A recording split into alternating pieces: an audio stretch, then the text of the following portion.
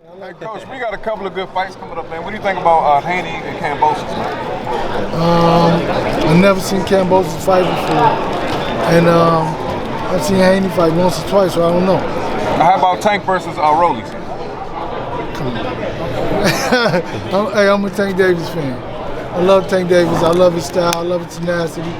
I talked to this coach last night. I love his whole situation.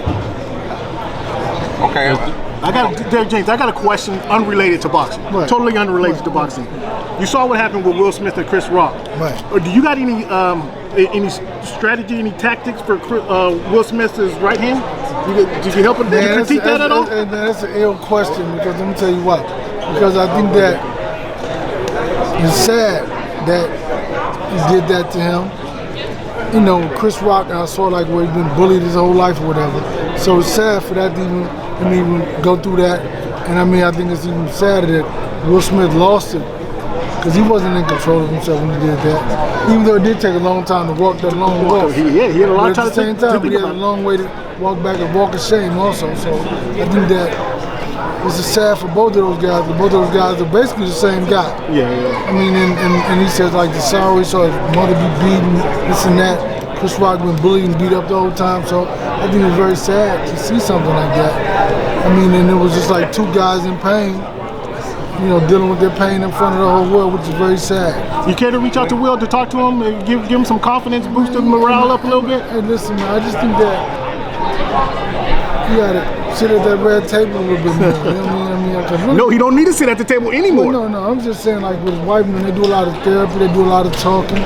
I think that's what it's gonna take, because it's more therapy than anything therapeutic. Yeah. I know that he walked in the building a star. He walked out of the building insane. So you think about, and he's been able to maintain that control himself the whole time.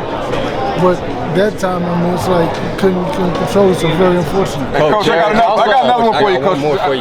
I got one for you. So, we know trainers train, right? But you're in phenomenal shape. Some trainers say I would never ask my fighter to do something I would never do.